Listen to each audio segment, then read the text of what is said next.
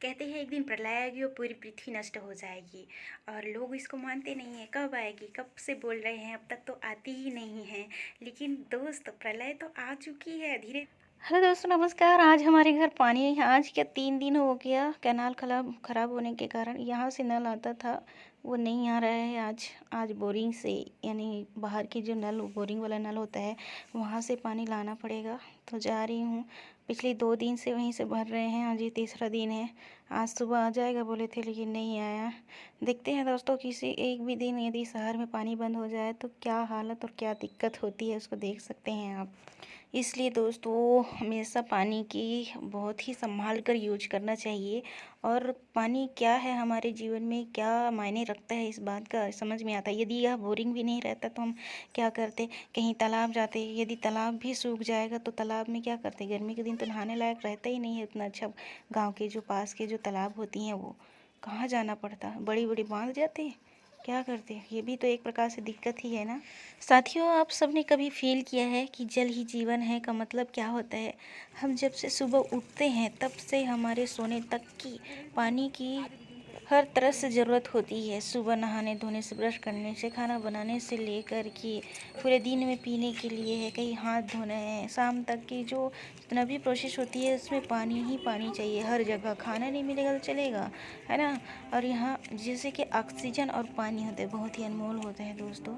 इससे, क्योंकि पानी से भी अनमोल क्या होता है, ऑक्सीजन होता है। लेकिन ऑक्सीजन भी हम यदि पेड़ पौधों से ना मिले तो पानी से ही निकाला जाता है। तो सबसे ज़्यादा वैल्यूबल कौन हुआ, पानी हुआ। आपने देखा था कि कोरोना काल में जब ऑक्सीजन की कमी पड़ रही थी तो वाटर से ही ऑक्सीजन निकाला जा रहा था, क्योंकि वाटर जो है हाइड्रोजन और ऑक्सीजन से मिलकर बना रहता है। तो उसको जो उनकी संगठन होती है, उसको तोड़कर हाइड्रोजन और ऑक्सीजन को अलग करके उनके ऑक्सीजन को क्या करते हैं, प्रोवाइड कराते हैं। तो इस प्रकार से दोस्तों, पानी बहुत ही वैल्यूबल होता है हमारे जीवन में। तो सेव द वाटर का जो वो वाक्य है, उसको हमेशा फॉलो किया कीजिए। ये जो अभी जो सिचुएशन आती है ना, ये हमको बताती है कि ये सीख देती है कि पानी जो हमारे लाइफ में यदि ख़त्म हो जाए तो क्या होगा। तो देख सकते हैं दोस्त, पानी यदि एक दिन के लिए का मतलब आना बंद हो जाए घर में नल में, तो शहर वालों के लिए ये कितनी मेहनत करनी पड़ती है। अब बोरिंग था पास में तो बोरिंग से ला लिए, तालाब तो नहीं जा सकते। यदि पीने के लिए नहीं है, बोर भी नहीं है, तो क्या कर सकते हैं, कहाँ से लाएंगे पानी। बताइए। तो पानी कितना वैल्यूबल है, ये तो कुछ होने से कहते हैं ना, जो भी होता है अच्छा के लिए होता है। तो कहीं न कहीं हम यदि भूल रहे होते हैं कि पानी का वैल्यू क्या है, पानी का महत्व क्या है ना। तो उसको इस प्रकार की जो कमियां हैं, इस प्रकार की जो सिचुएशन है, वो सिखा देती है। ये कहते हैं कि समय सबको सिखा देती है ना। तो हमेशा, जैसे कि हम किसी का बर्थडे मनाते हैं या कोई महान आत्माएं हैं जो चले गए हैं बहुत महान कार्य करके, तो उनके कार्य बहुत ही अच्छे होते हैं, इसलिए उनको याद करने के लिए क्या करते हैं, हम उनका एक डे बनाते हैं, है ना। जैसे स्वतंत्र हुआ हमारा देश, तो हर साल क्या 15 अगस्त को स्वतंत्र हुआ था। तो उस दिन हम उसकी जो वैल्यू है उसको समझने के लिए, है ना, उसको आत्मसात करने के लिए, ताकि आगे जो है हम अपनी जो स्वतंत्रता है उसका अच्छे से इस्तेमाल करें। हमारी जो भी लाइफ है ना, वो पुराने जो लोग थे उनकी देन है। इन सब चीज़ों को हम देखते हैं, सुनते हैं दोबारा, तो क्या होता है, एक मतलब समझदारी आती है अपने अंदर, और जो न्यू जनरेशन आती है उनको भी सीख मिलती है। ठीक उसी प्रकार होता है दोस्तों, पानी जो है, जल जो है, हम सुबह से लेकर रात तक के सोने तक, है ना, सुबह उठने से लेकर शाम के रात के सोते तक की यूज करते हैं। जब तक मिलते रहता है तब तक हमको उसका वैल्यू कोई पता नहीं रहता है फ्रेंड्स। लेकिन कई जगह ऐसा होता है कि बाढ़ अधिक आ जाती है, लेकिन कई जगह सूखा होता है, न फसल के लिए पानी होती है, न फिर अपना यूज के लिए पानी होती है। तो बहुत सारी दिक्कतों से उनको जूझना पड़ता है, और जिसके पास होता है वो उनकी वैल्यू को भूल जाते हैं। इसीलिए जैसे जो महान आत्मा है, महान कार्य कर गए हैं, उनके स्मृति दिवस मनाया जाता है ना। उसी प्रकार जैसे जल ही जीवन है, जल के लिए भी स्मृति दिवस मनाया जाता है। लेकिन असली स्मृति कब आएगी, जिस दिन आपके पास पानी ख़त्म हो जाएगा, है ना।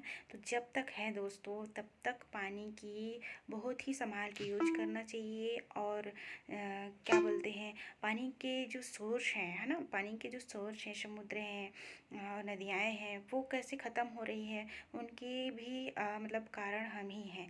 जैसे जंगलों का विनाश कर रहे हैं, पेड़ पौधा है तभी हवा चलती है। जैसे कि माना जाए धूप है, मतलब टेम्परेचर है, तो समुद्र से, नदियों से, तालाबों से पानी क्या होता है, गर्म होकर ऊपर उड़ जाता है, बादल बनता है। लेकिन वहाँ से भी गिरने के लिए उनको क्या चाहिए, हवा चाहिए। हवा कैसे, जब बादल आपस में टकराएंगी ना सघन होकर, तब जो है क्या है, और उन तो फिर वो द्रव अवस्था मतलब ठोस अवस्था से फिर से गैस अवस्था से बादल बनती है, ठोस अवस्था में आ जाती है, किस में, बर्फ बन जाती है। उसके बाद उसको द्रव अवस्था में परिवर्तित होने के लिए हवा भी चाहिए और टेम्परेचर भी चाहिए, है ना। तो दोनों मिलेगी तब होगा।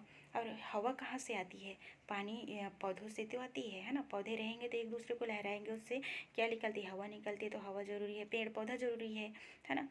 तो बहुत सारे ऐसे ऐसे नहीं कहेंगे उसको, बहुत सारे मतलब यूजेस हैं, बहुत सारे भी नहीं कहेंगे कि अनलिमिटेड यूज़ है। यानी कि पानी के बिना कुछ हो ही नहीं सकता, हम जीवन जी ही नहीं सकते, अपना कोई कार्य कर ही नहीं सकते।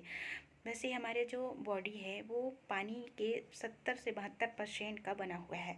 जैसे पृथ्वी में 100% पृथ्वी का 70 से 72% क्या है, पानी है। उसी प्रकार दोस्तों प्रकृति से ही हमारा बॉडी जो है पंच तत्वों से बना है। भूमि, गगन, वायु, अग्नि, नीर, यानी कि भगवान नाम का जो शब्द होता है ना, उन्हीं पंच तत्वों से हमारा क्या है, बॉडी का निर्माण होता है। और इन सभी चीज़ों का हमारे बॉडी को आवश्यकता होता है। उसमें से कौन है, नीर मतलब जल होता है। तो जल की सबसे ज़्यादा, है ना, 70 से 72% हमारे बॉडी को, मान लीजिए 70% ही हमारे बॉडी को उसकी ज़रूरत होती है, क्योंकि उतने ही परसेंट से हमारा जो है जैसे पृथ्वी है भरा हुआ है ना। तो हमारा ये जो बॉडी है क्या है, एक प्रकार से एक प्रकृति है, एक पृथ्वी है ना। जिस प्रकार से पृथ्वी में 70% भरा है, उसी प्रकार 70% हमारे बॉडी में भी भरा हुआ है पानी, है ना। तो 70% पानी की आवश्यकता की पूर्ति करने के लिए ही हम देखिए खाना पीना रह सकते हैं, लेकिन पानी के बगैर नहीं रह सकते।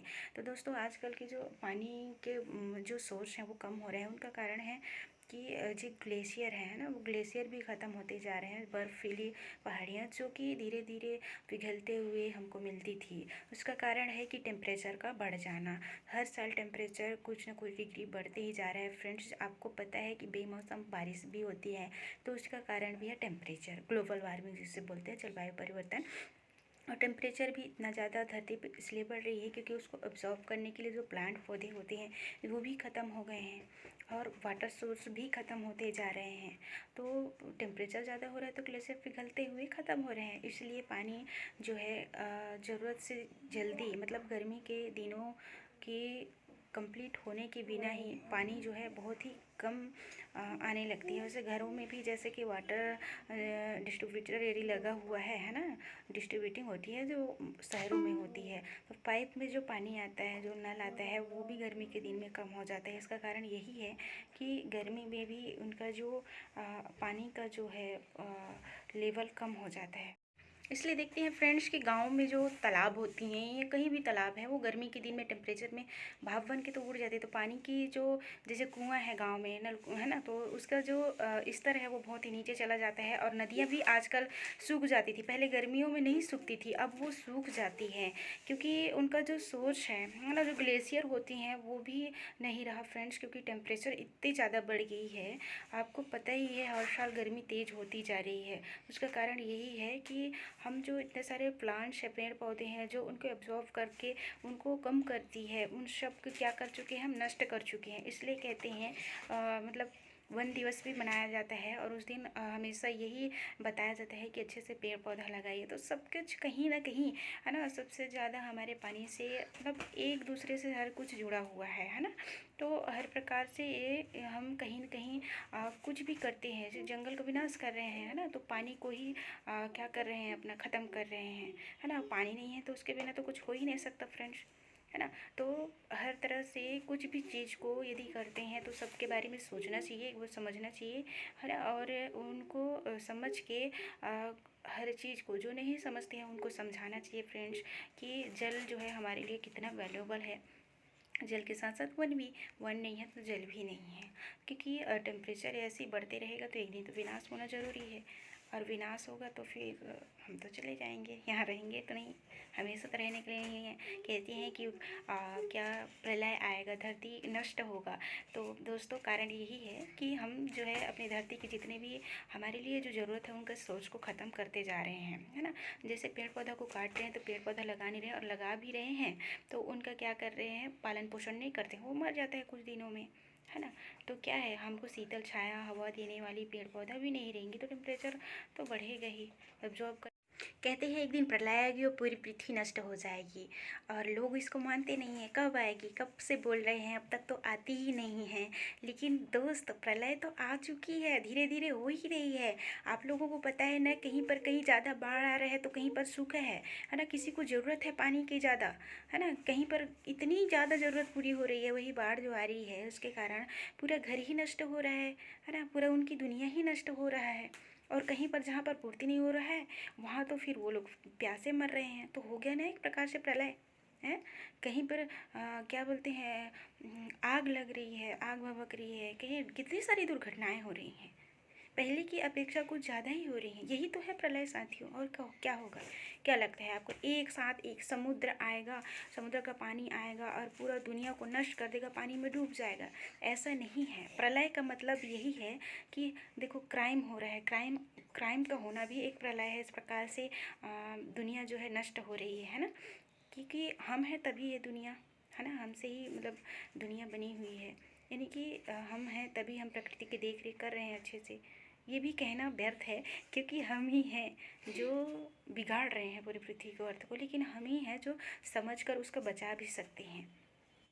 साथियों, पानी हमारी रक्षक है, लेकिन उसको भक्षक कौन बनाते हैं, हम ही बनाते हैं। वैसे ही हमारे अंदर देवतुल्य देव समान गुण होते हैं, क्वालिटी होते हैं, लेकिन हम आसुरी गुण धारण करके अपने आप को बर्बाद कर लेते हैं और दूसरों को भी कर लेते हैं, है ना। जो पानी है वो रक्षक है, उसको भक्षक कैसे बनाते हैं, तो इस वीडियो के माध्यम से यही बताने की कोशिश की है मैंने।